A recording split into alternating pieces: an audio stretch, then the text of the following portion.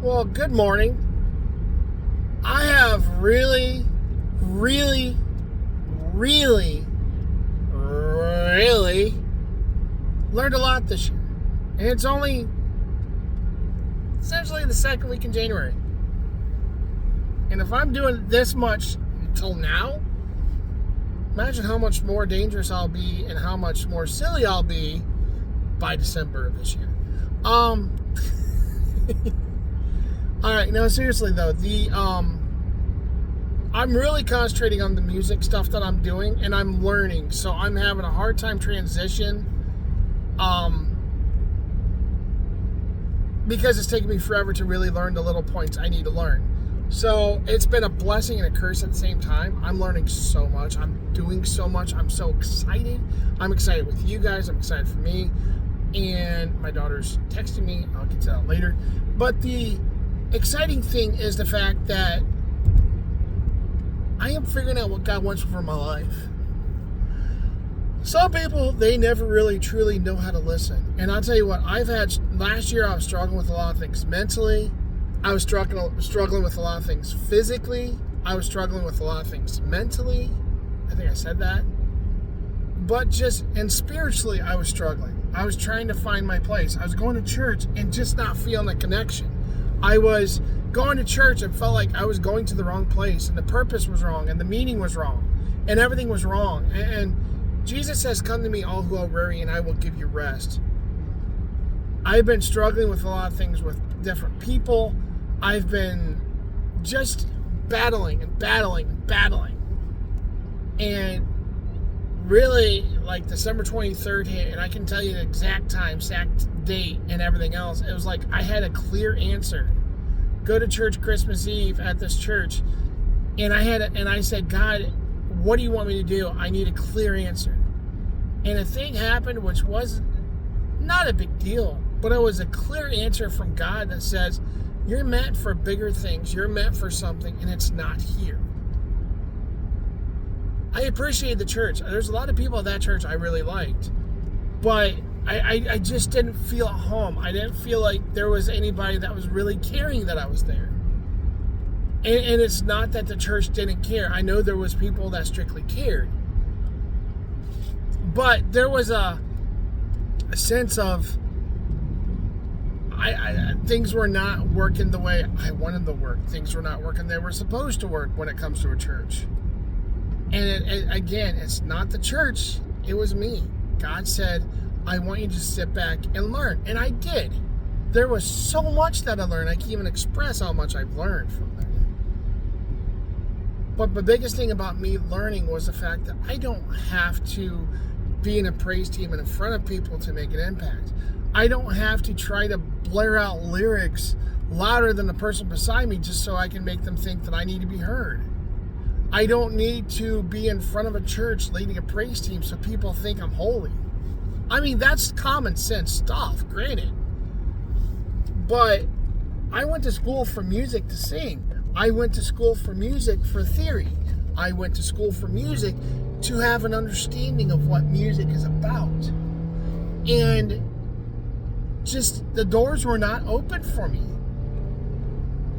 And I offered to help volunteer with the sound system, or with running the slides, or just helping out backstage when they needed that, or being a greeter. I mean, I was open to all that stuff, and I got more. I drove a golf cart around. I loved that. That was fun. It wasn't near as exciting as I was thinking it would be, but it was fun until it got cold. Then it wasn't so fun. But you know, I mean, I knew that serving is not just being in front of people. Serving is doing whatever God wants you to do.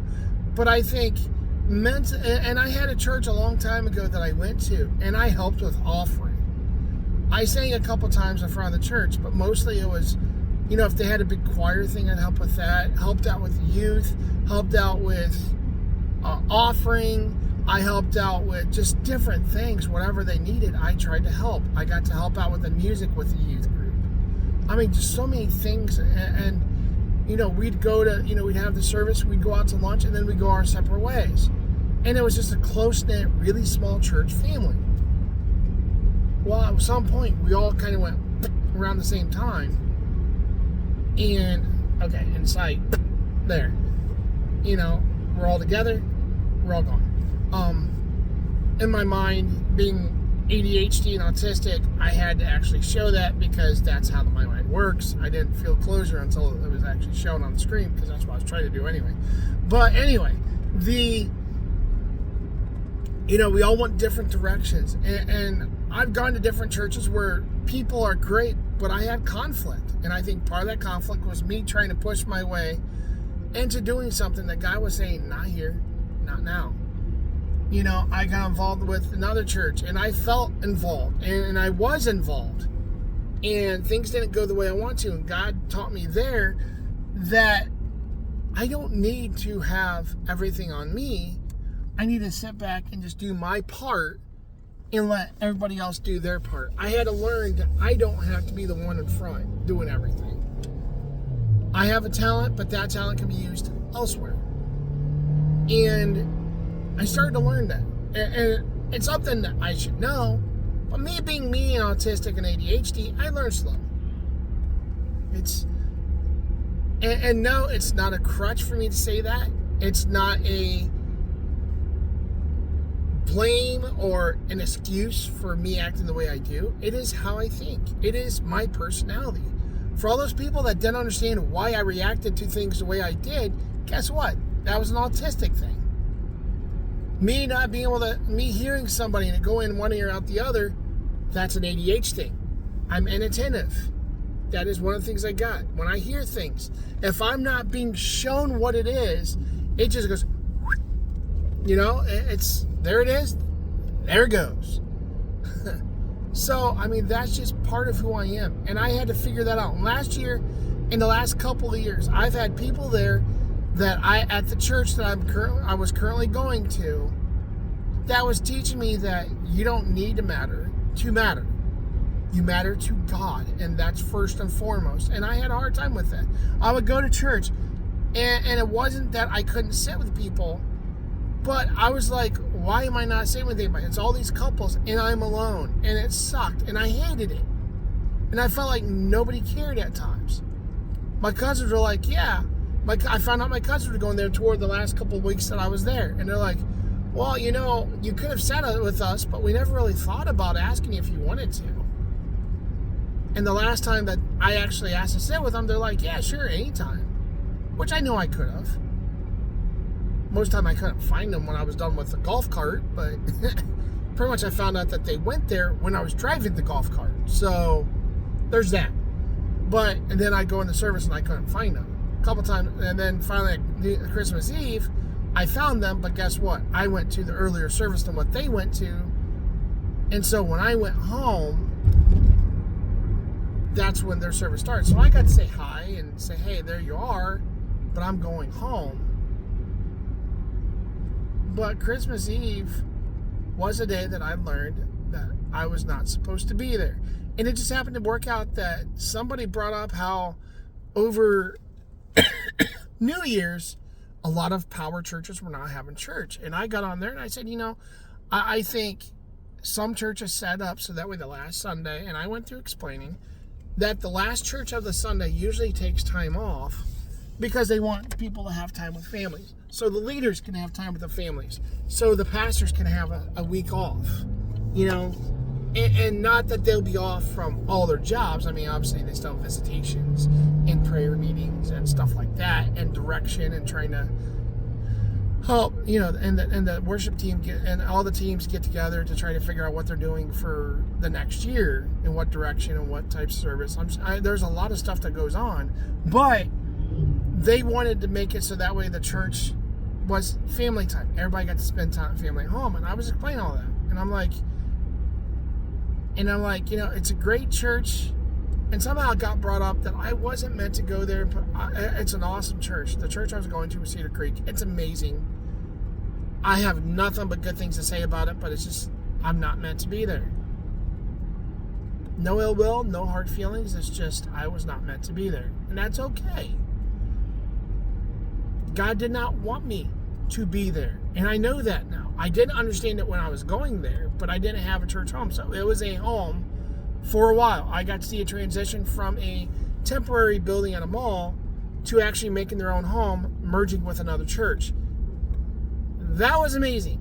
Things did not go the way I planned it, but then I very quickly said, I'm seeing these problems, but it's God telling me no. Not that the problems were personal or interactive. It was just that God was telling me, not here, not now, not this time. Just sit back and learn. And I did. And now I'm at this new church, and God gave me a fire for a couple weeks where it's like, this has to happen. This has to happen. Things were happening that I can't explain. And they're still happening that I can't explain. Because God does amazing things. God is in a position where I don't understand the meaning, the time, the place, none of it. But God says, I have a purpose for you. In Jeremiah 29:11, for I know I know the plans for you, not to harm you, but to help you. And I can go verse to verse to verse. That is continually saying, God knows what I'm doing. You don't, but He does. And He has this. I go to drop a pencil, somebody else goes to grab it. That's God. He's grabbing the stuff that we drop, and He's saying, I got you. We're falling off a cliff, and we have that bungee cord. God is that bungee cord saying, I've got you. I've got you. And now I'm starting to see where God is saying, I have you. And I've said this before, and I'll say it again on a video. I've really been onto this whole wrestling thing lately. I like wrestling. Not as much lately, because I'm not getting time. But God said, John Cena has his final tour, and He says, the final time is now. And for me, God is saying, the time is now. The time is here. The time is at this moment. My YouTube channel that you guys get to share with me. And this is all about you guys and God talking and God directing and God saying, this is about me. You're just supposed to follow. And I'm trying to follow. God knocked on the door like Samuel and said, just, Samuel. And he would say, who are you? And finally his mentor said, just say, here I am. I want to be your vessel. I'm here to serve you. Here I am. So, I am Samuel. I'm sitting here and I'm saying, here I am.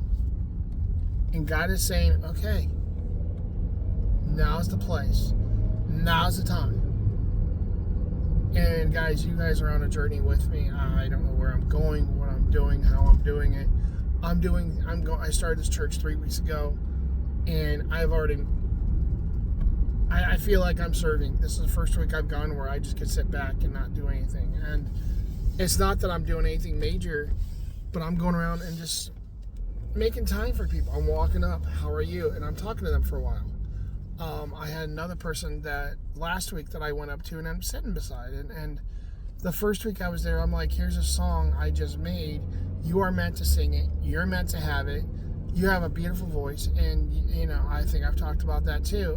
And she's like, I've been debating. I'm like, you need to do it. And it wasn't me saying it. It was God saying it. And she helps at the church. So it's not like she's not helping or not being the hand. But God told me to tell her, and I did. And sometimes that's all it is. But I'm meant to be there, and I feel welcome there. And I feel like I did. It's not that I didn't feel welcome at Cedar Creek. It's just, it didn't feel like home to me. It didn't, and I was frustrated because I wanted to be something, but I couldn't make it something. And in this case, I could. This church is going to be something. So, I want to encourage you that no matter what you think, what you feel, how you act, I want you to feel that no matter what, you are where you're meant to be, okay? I'm going to go. I just want to say blessings and peace, as my one friend says, and be blessed, okay? God is amazing. He will work with you. He'll do a lot with you. Just be blessed.